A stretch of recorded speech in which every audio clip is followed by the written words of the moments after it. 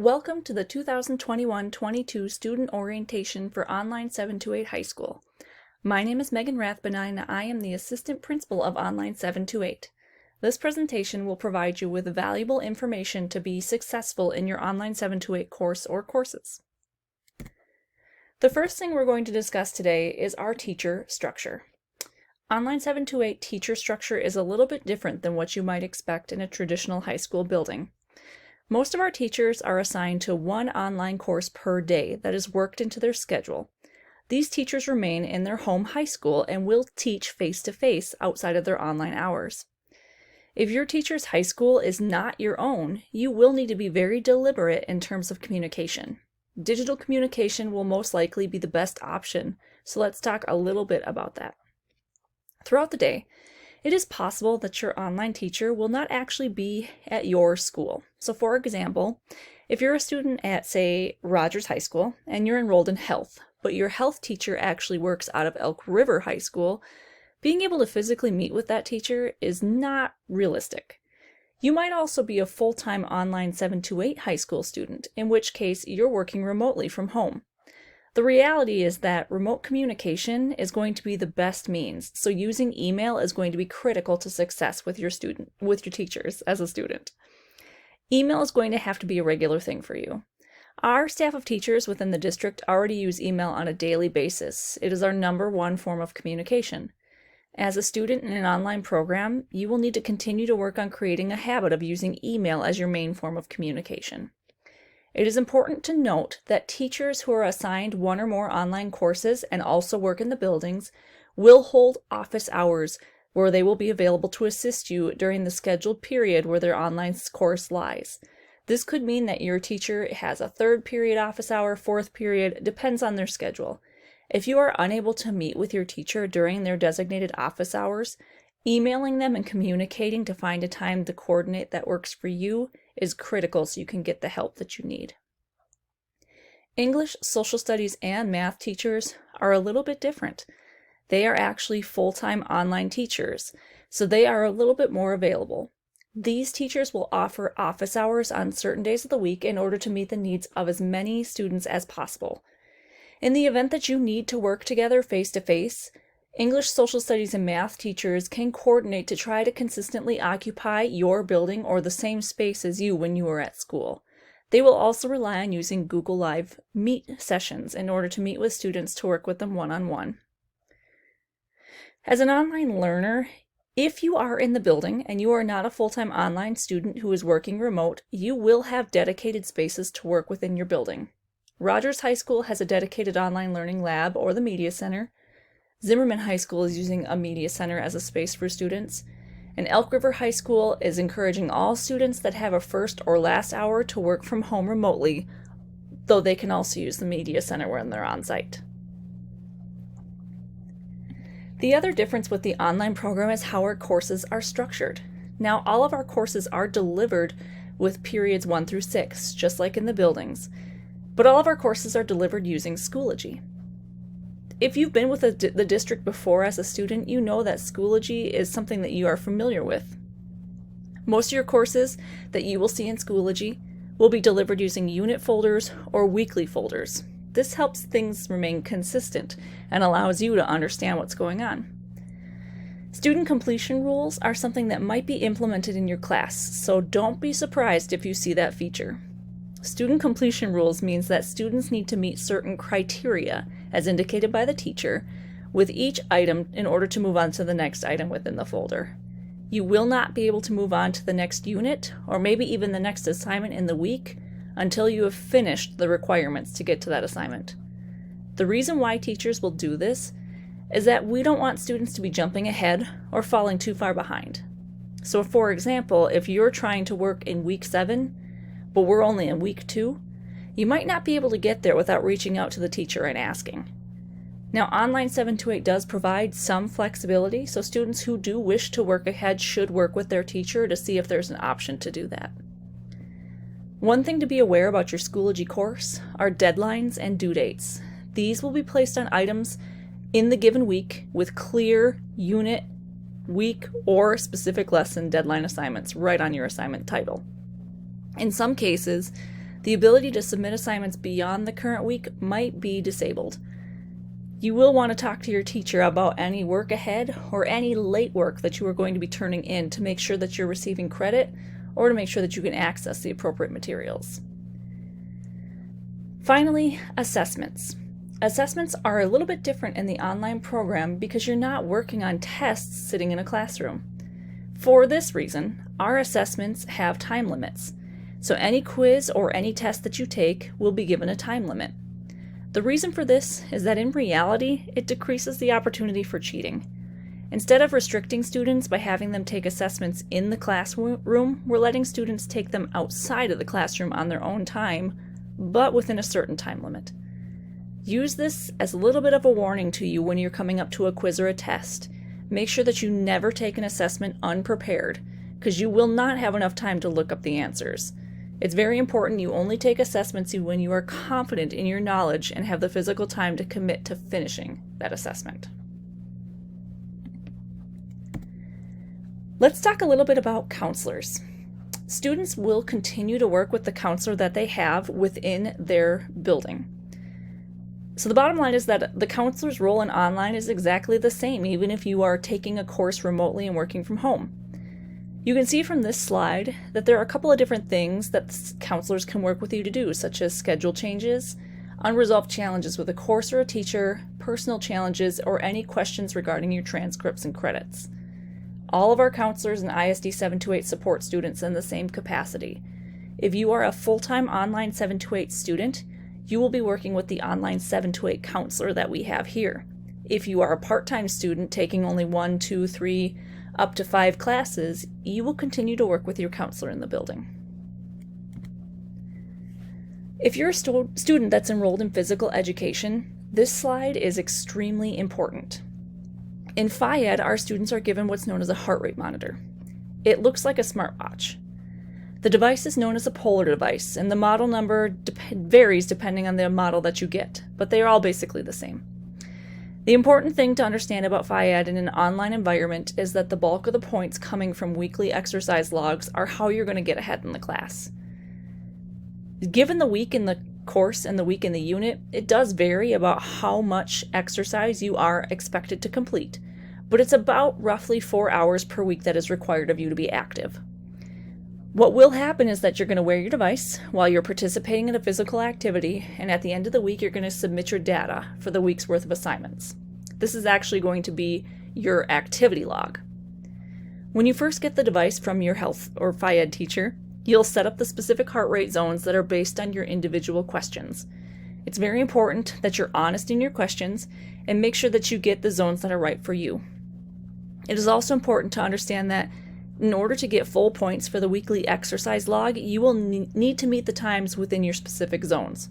So for example, 1 week might tell you 4 hours is required of total activity, but 2 of those hours need to be in zone 3 or higher. 2 of the other hours can be in any other zone. Where kids have gotten in trouble in the past with these classes, as they've thought to themselves, well, I didn't meet the requirement this week, so I'm just not going to submit it. If you're not meeting the full requirement of 4 hours, it's not ideal, but you can still get partial credit, so make sure that you're submitting all of your activity logs. Another important piece to understand is that you need to upload your data from your heart rate monitor through a mobile app known as the Polar app. You cannot use your Chromebook for this app. It doesn't work on a Chromebook, unfortunately, so you'll need either a PC or a Mac. But once you've uploaded your data, you can start to use the Chromebook initially to view the data and submit it. It's just that initial login and startup that you will need a PC or a Mac to get it running. The last thing to remind you about the heart rate monitors is that they do have a fee for replacement if it is damaged. So your heart rate monitor will be delivered to you during the first week, usually doing any other technology checkout. So if you're going in for your Chromebook, or if you're going in for any other technology, you can check out a heart rate monitor from your building. There's going to be more information coming as the school year begins from your Phy-Ed instructor on where you can pick up some items. Just understand that there is a $150 replacement cost for any lost or damaged heart rate monitor. Be very mindful of what you're doing when you're wearing your heart rate monitor. That just avoids it from doing any damage, and as long as you avoid that, you're in the clear. It is recommended that you avoid contact sports, just for this reason, however. Now I want to take a little bit of time to address the Online728 attendance policy. This is super important. The bottom line is that students will receive attendance credit by submitting at least a minimum of 1 assignment per week. Now keep in mind that your teacher will have multiple items for you to submit in a given week. Could be a discussion question, a quiz, a test, assignment, or a reflection. There's a variety of things that you might turn in, but the important thing to understand is that you need to submit something each week.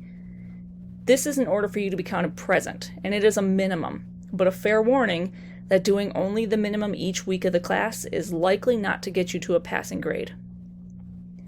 Students will also need to check into their class using the campus portal every day. Now, teachers will be able to verify these check-ins and ensure that students are submitting work for the week. Students who miss a check-in do receive an alert email, and this is also sent to families. This is just an extra layer to ensure that students are actively engaging in their work each day. Much like in the classroom, working each day in your class is critical to success. Students who fail to meet these attendance expectations will need to meet with their counselor and teacher to determine how they can get back on track. Students who accumulate excessive absences will need to meet with either myself as the administrator of the Online728 program or with the administration in their high school building. Bottom line is, staying in attendance with your class is the best way to succeed in that class and help you avoid any issues like truancy. The biggest thing I want to talk about today is communication. Now, there are differences in communication between a teacher and a student in an online environment. One of the biggest things to understand is that it is just simply time. Communication takes more time. What I mean by that is that you're not face-to-face with your teacher, so you cannot simply walk up, raise a hand, and expect an immediate answer. Relying on communication using email does mean that it takes longer for the teacher to respond. As a general rule of thumb, our expectation is that our teachers are returning emails, phone calls, any type of requests within 24 hours. But where we get a little tricky is with weekends. Those are a little bit different. If you send an email at, for example, 5:30 on a Friday night, you know your teacher may see it, depending on who the teacher is, but contractually and professionally, they're not responsible to reply to that email until Monday when they see it. We do want to have teachers disconnecting just like everybody else should from time to time. So with that in mind, it is critical that you have to set yourself up for success when it comes to email. Look ahead at your assignments, focus on other parts, and keep yourself working in the class if you don't get a response right away, but make sure that you're planning while you wait for your response. Another important thing to consider is that context is often required for your teacher to understand where you need help. Without the ability to use body language or to see physically what you're working on, communication requires an increased amount of context and clarification. We do get a lot of information when we speak to people by body language and tone. You don't get that when you're talking through email or digital communication, so go out of your way to over-explain situations or explain what it is that you're requesting from your teacher. This will greatly help them in understanding what you need assistance with. You don't have to just explain, hey, I need help with this.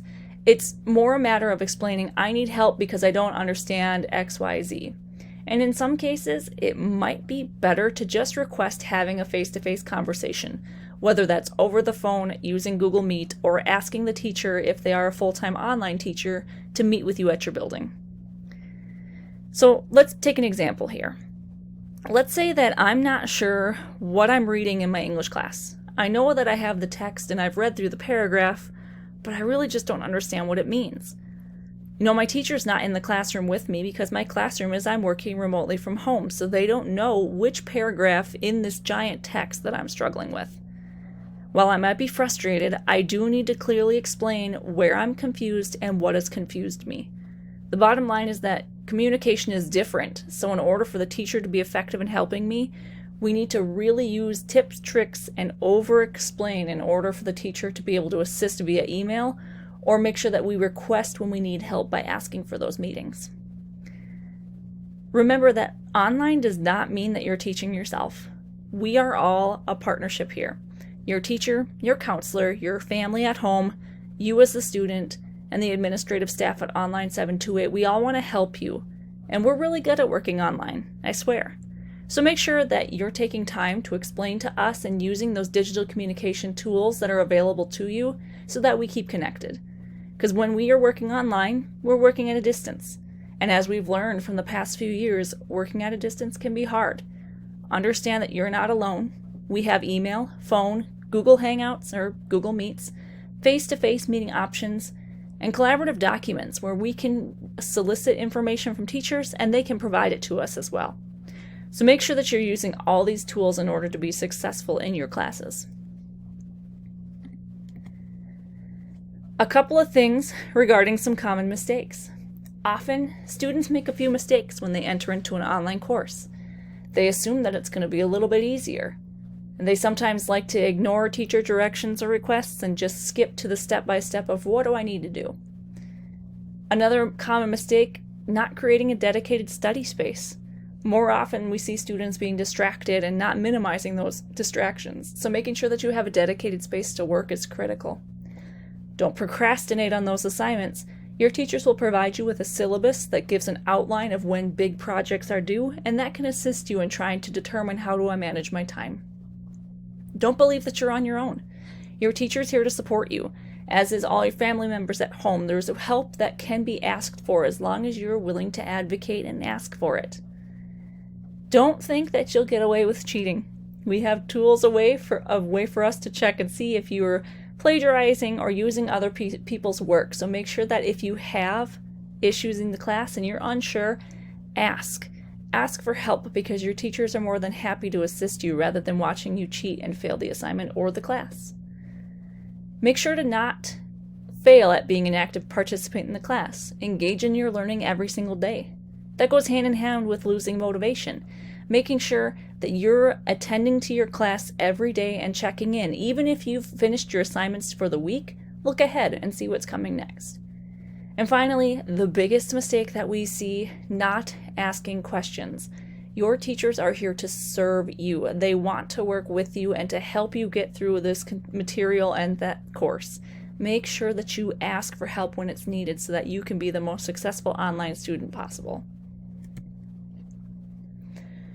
One of the things we will be implementing this year are things called progress meetings. Now, this applies to both full and part-time online students. Struggling students will be identified weekly. We're going to be looking at starting in the second week of the school year where your attendance is and where you're struggling. Teachers are going to be reaching out to students and meeting with them to discuss how can I get you back on track. Teachers will also be communicating with your counselor so that we can have a cohesive team to work to support you. Now, this isn't something that we're doing to get you in trouble. This is something that we do as a team so that we can support you in your learning. Ultimately, we want you to be successful in your classes. There will be documentation of any communication that occurs between parents and students and teachers so that we can summarize the meeting and all be on the same page. We want to make sure that if we've made a decision on how we can be more successful for you as a student, we're going to commit to that change just like we'd expect it from you as a student as well. Improvement in your course performance is expected. If you have a meeting that's a progress meeting with your teacher or counselor, we're going to expect you to start improving and changing. In the event that you are not being successful in online, we will look at placing you in a more suitable learning environment, often in the classroom. Just because ultimately we want to promote success, and it's possible if we make an improvement in our online classes, but if we're not seeing any progress, we're going to want to do what's best for you as a student so you keep gaining those credits. At the end of it all, if we're not seeing success in online, we know that online's not for everybody, so maybe we'll look at different courses that could assist you or help you in the face-to-face classroom setting.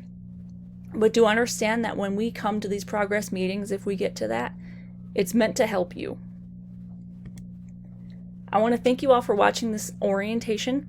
It's going to be a great year. Make sure that you always are asking questions and know that we at Online728 are more than happy to assist you. We look forward to working with you this year, and we look forward to a fantastic kickoff to our high school program with all of our new courses. If you have any questions, feel free to reach out to your teacher, to your counselor, or to me as the assistant principal. Thanks everybody, and let's have a great year.